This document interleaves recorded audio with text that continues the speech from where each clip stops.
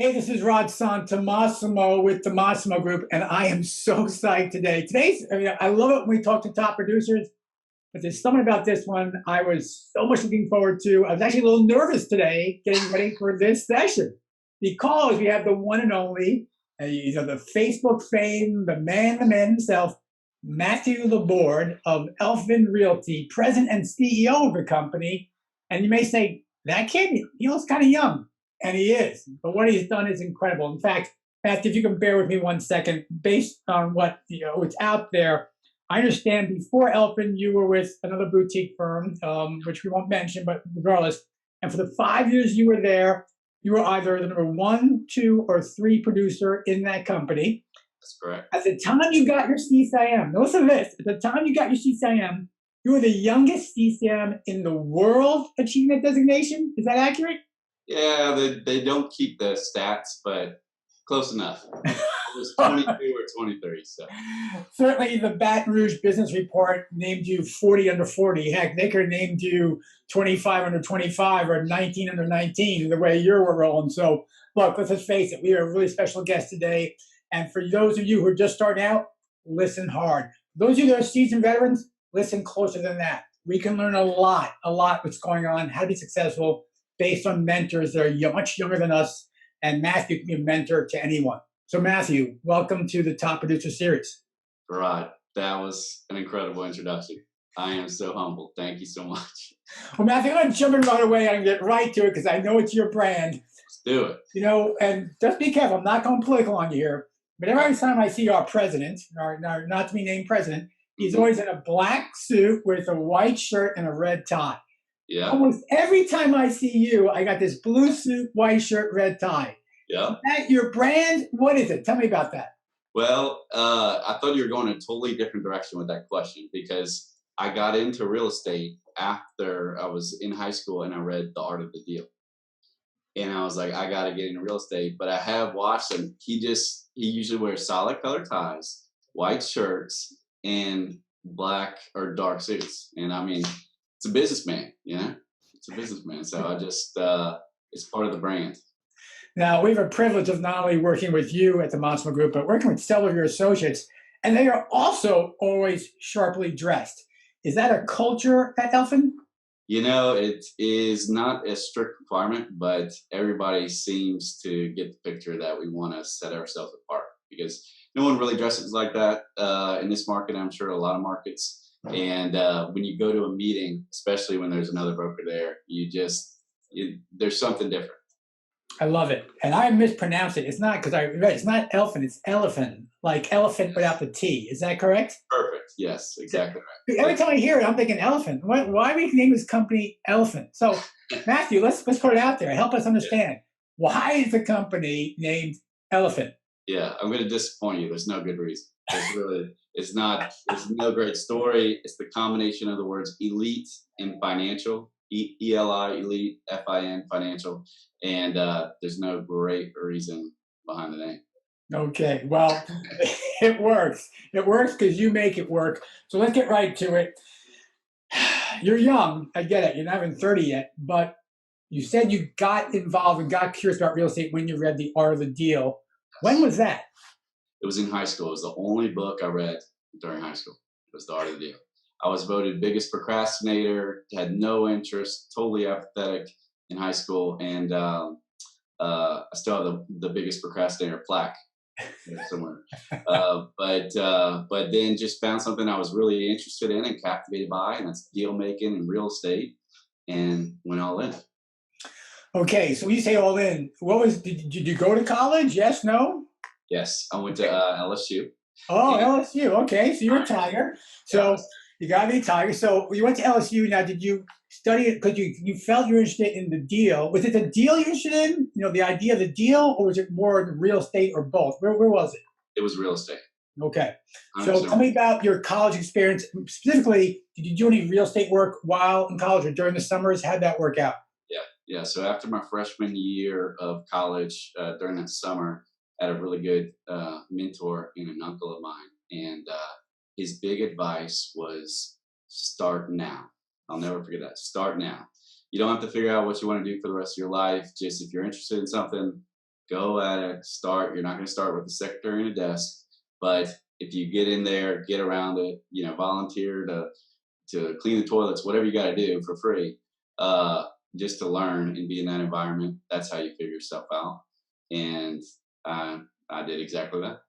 Okay, so what was your first real estate job or role? What was it? Do you remember the very first one? Yeah, so I was besides if you don't count cutting grass and laying tile and stuff like that in high school, I was 19. I was an assistant for a KW commercial. KW commercial was just launching KW commercial, and I was an assistant for the director in our market. Okay, so you were a gopher going around and doing research. What were you doing exactly? I was doing everything, organizing a CRM, making flyers, starting to do email marketing. I was doing everything. Worked 40 hours a week at least, and then went to school on top of that. Got paid $100 a week. Got paid $100 a week. Got the license shortly thereafter, and was ready to start doing deals. But did that. So did you wait till you graduate from college to start doing transactions, or did you do transactions while you were in college? No, I did transactions right away. Yeah. So I was at KW Commercial for a year, moved to another firm after that. And by the age of 22, I had my own assistant. I was second in production in the company. It's about 50 agents in this company, one of the biggest firms in the state, and just hustling. Okay, so we're talking hustling because people don't listen to go, that's really impressive, but how do you become such a high producer at such a young age? So if you can help us a little bit, what exactly were you doing to create this level of success at such a young age? Mm-hmm. Yeah, so a lot of people will go and they'll follow into the internship trap. And it's not really a trap. I mean, if you need money to, do whatever, you can make flyers and all that stuff and get paid $10 an hour over here. But I wouldn't take that money, and I just I'd do anything I could for anybody, and especially the broker in this company. I would email them every single day, whether it's Christmas, a weekend, weekday, whatever. I would say, so-and-so, please let me know if there's anything I can help you with today. No strings attached, like I'll do it for free. I'll walk this dog, I house sat. I did all this stuff for free, and I got brought in on deals. So one year I'm making, 5 digits, mid 5 digits. And then all of a sudden I got brought in on all these deals, and I make, well into the 6 figures, and just everybody was like, whoa, what, how is he making so much money? It's not, so they're like, what do we do? But just never stop. So what did you find a flavor? Now, I don't know about the deal velocity at that age, but was there a preference of the type of deal you were doing? I had an interesting niche, and then I did a lot of work for financial institutions. So it wasn't property specific or really even geographical specific, but it was client specific, and it was foreclosures, commercial foreclosures for financial institutions and facilities. Their bank branches, new sites, the back office space, all over like the Southeast. Now, is this through working with a senior you got involved in entrenched in these opportunities? Is that how it initially worked for you? Yeah, so typically when I was a young buck, I mean, what I did was leverage the relationship of senior guys, and I just serviced the hell out of those accounts, whether I had to stay in the office overnight or whatever I had to do to get things done and make them look great, make us look great.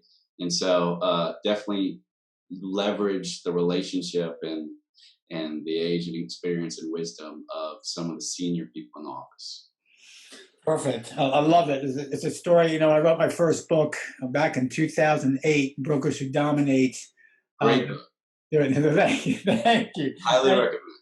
But there was a story of a gentleman, and I'll let you all read the book to them, that just like you, he was a young phenomenon straight out by leveraging his senior and using those relationships and getting entrenched in those relationships to really as a platform for him to take off and launch his career. So absolutely, it's a story I've heard a couple of times. You started younger. It's incredible. So now you start off, you're going off this firm, you're doing really well. And at the tender age, well, you start in 2016, Elifin, is that correct? That's right. So you're not even 25, 26 at that time? It was the day after my 27th birthday. Okay, and you decide, what made you decide I should do this on my own? Yeah, so the year prior, I was top producer at the company, and I kind of felt like I hit a ceiling there.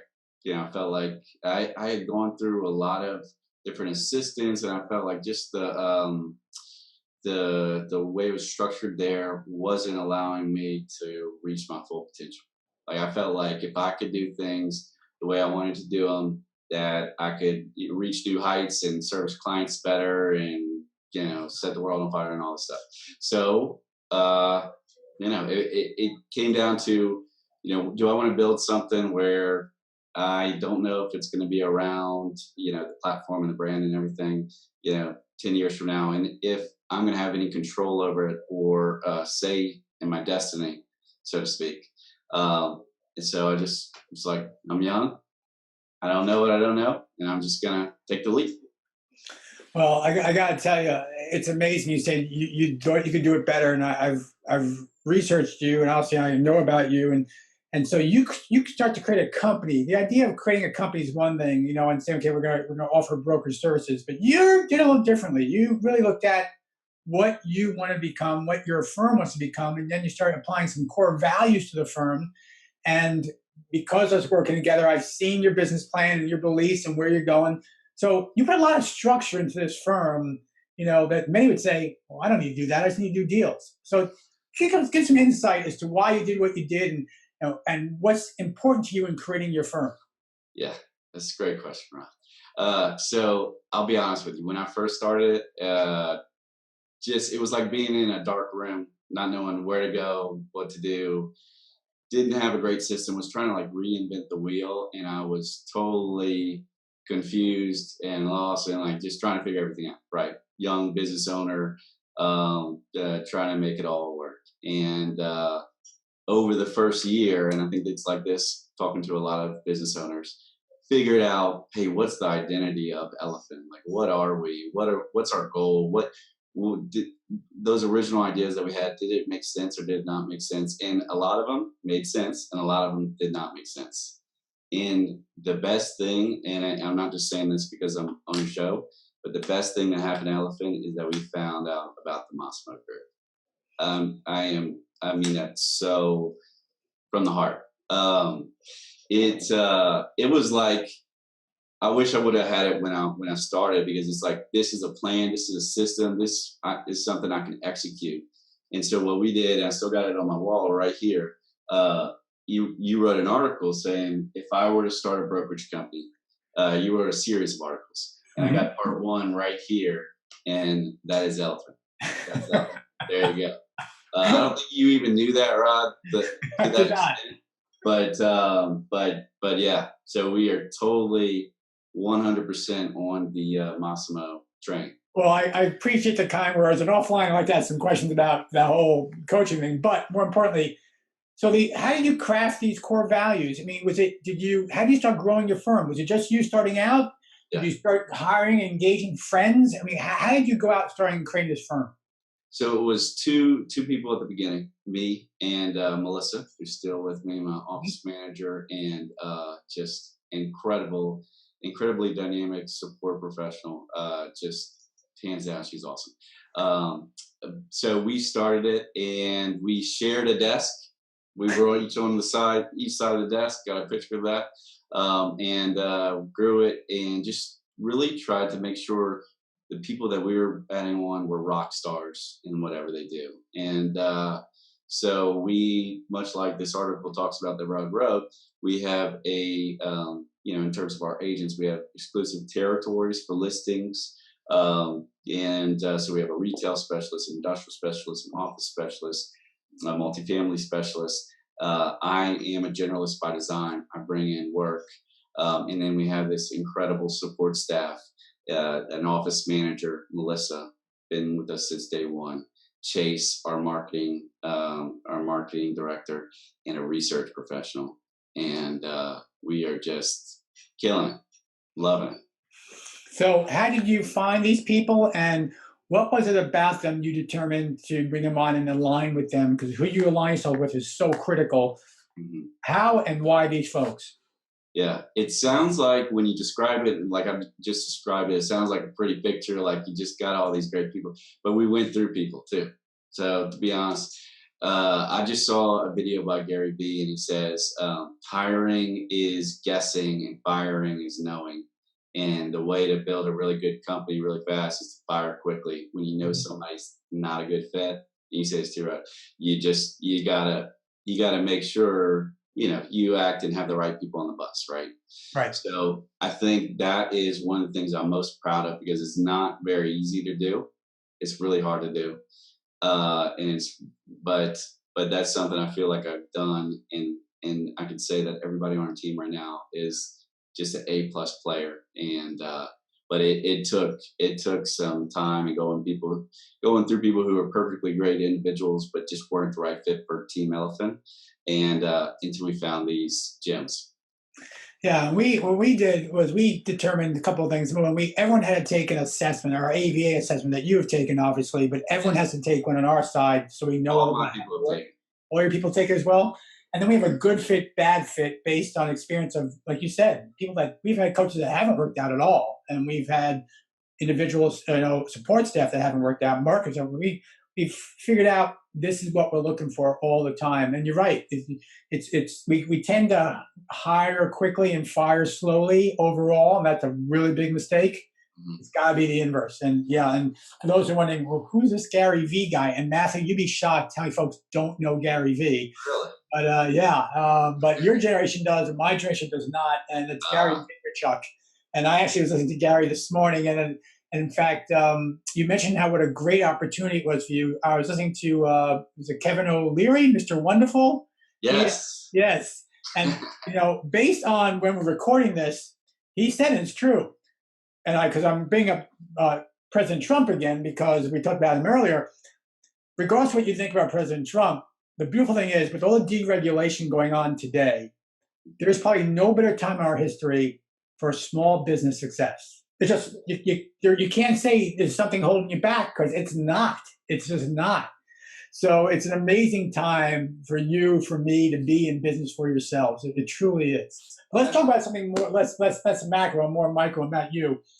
Take me through a typical day of Mathew Laborde. When do you get up? What do you do? If you have a structure, tell me about that. Yeah. So I get up, usually around 5:30.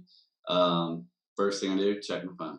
It's a bad habit. I shouldn't do it, but I check my phone. I respond to emails. I respond to Facebook comments, LinkedIn messages.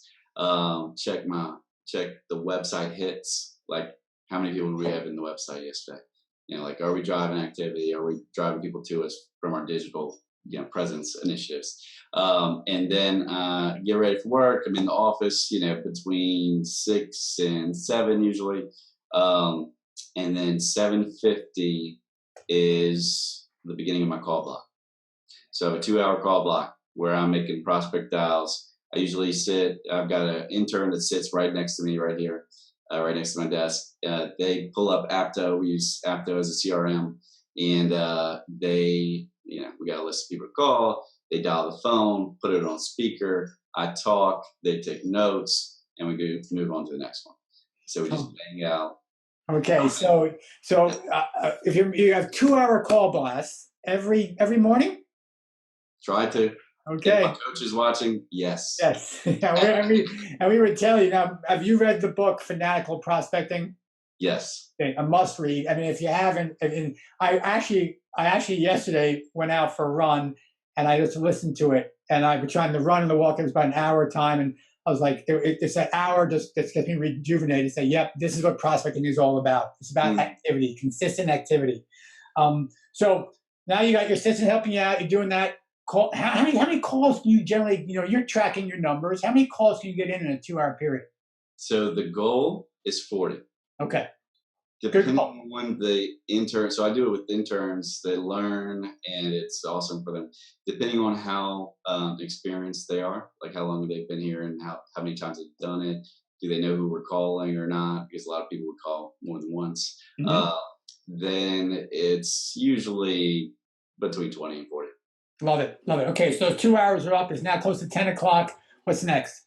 Next is just general meetings, maybe usually meetings that require me to be sharper because I'm sharper in the morning. So whether that's a prospecting meeting or going out, doing a showing, doing tours, try to schedule that stuff in the morning. And then after that, got lunch. Usually it's either the Rotary Club or today I went to Alzheimer's Services, Memories in the Making luncheon, fundraiser deal for a nonprofit here.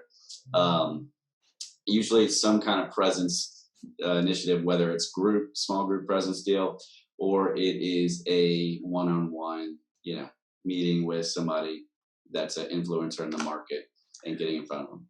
Now, is that a core value of a company, this being entrenched in the community like you are? Is that a personal value? Is it a company value? How does that fit? That's a company value. Okay. That is a company value. Yeah.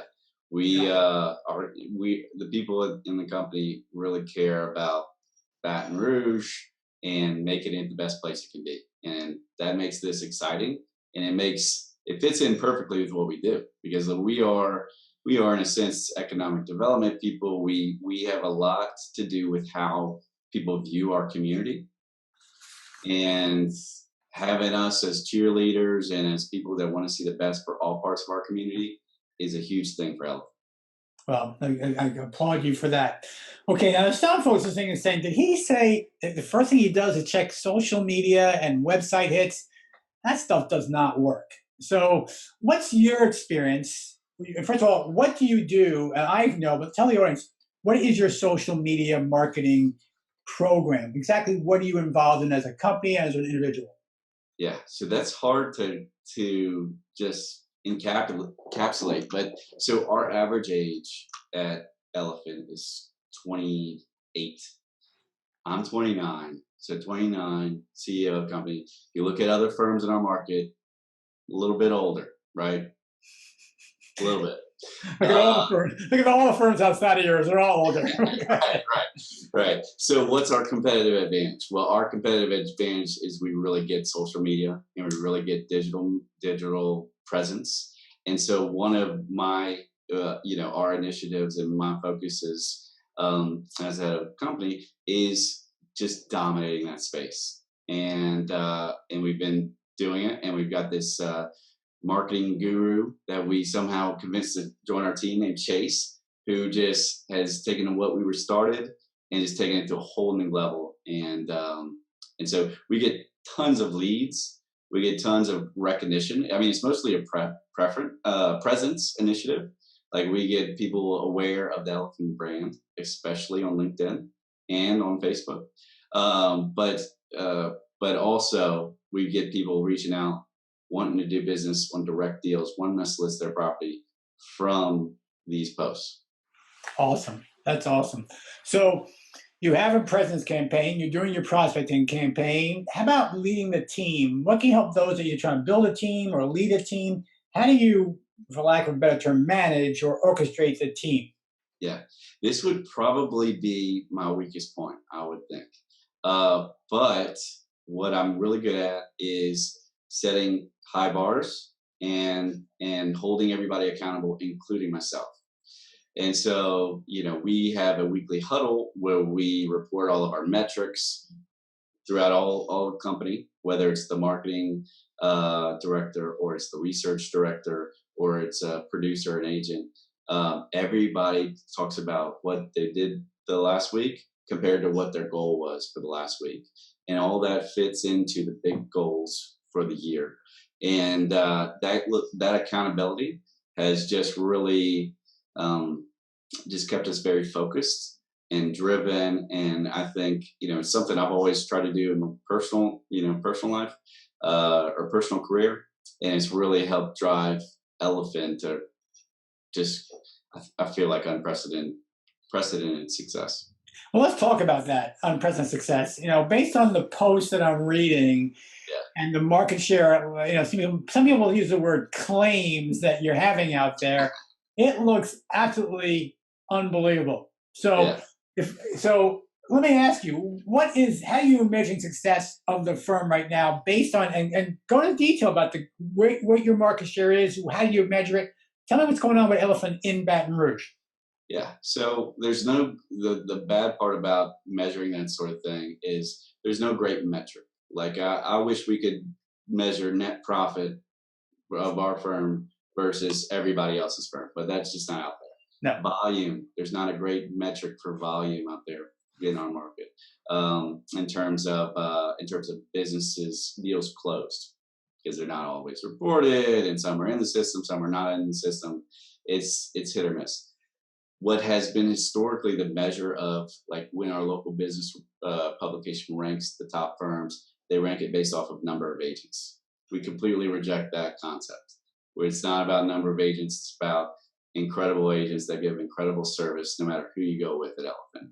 So we're small, but we punch way above our weight class. So the only thing we have, it's an imperfect metric, but that's somewhat reliable, is the listings. How many listings you have? We're a listing-based practice. So a year and a half ago, we had 13 listings in the Baton Rouge MSA.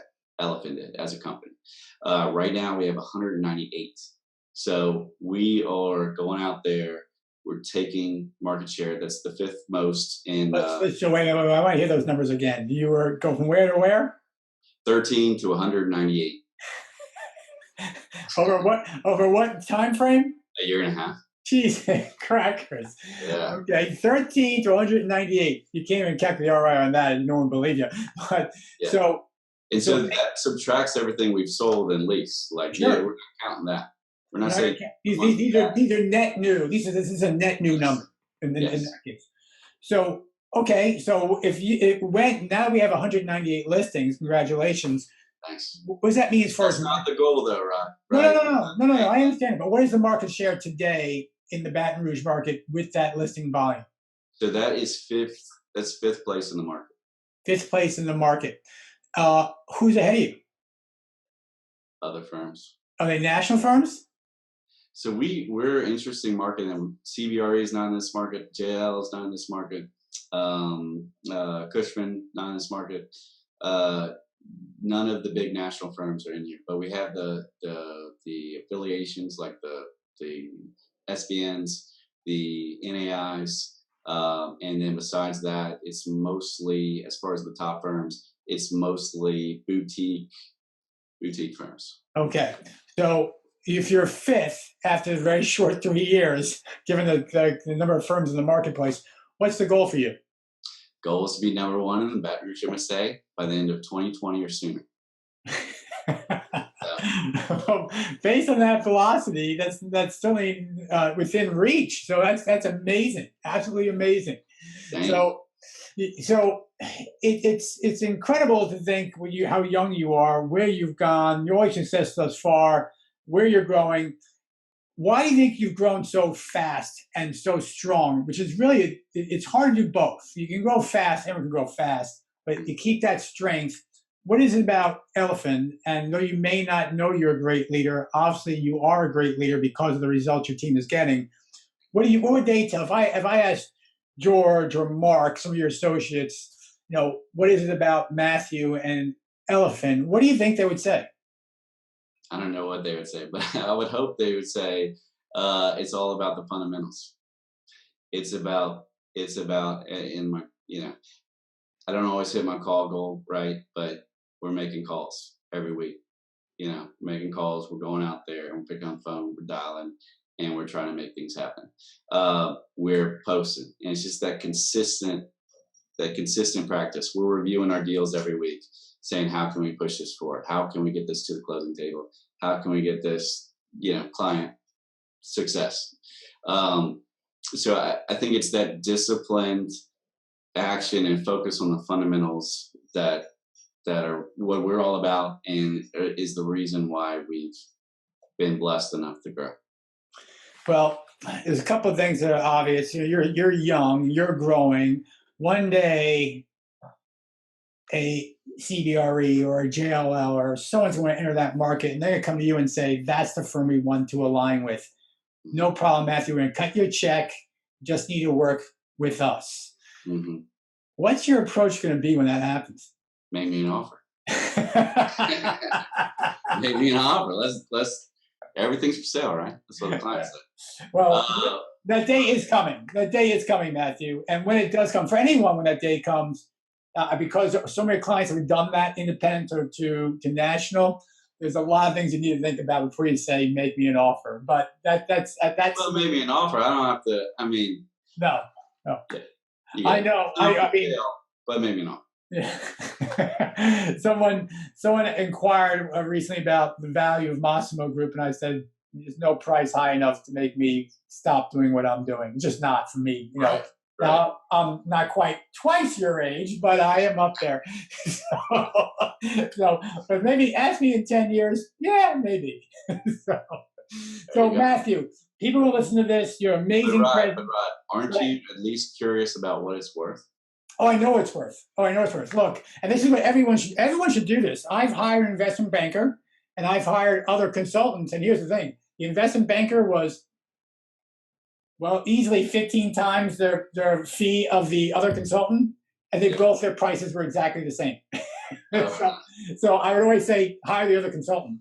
But I know exactly what the value of the firm is. And and you know what, in 5 years, I'll do it again. And I'll do it again. And I'll say, okay, this seems like a walk away number. But I'll never walk away. Like Gary Vee would say, there's no way in hell I'll ever stop working. It just won't happen. It's not me. Matt, let's leave it with this. Give me some words of wisdom, because you're like the wonder kid of commercial real estate.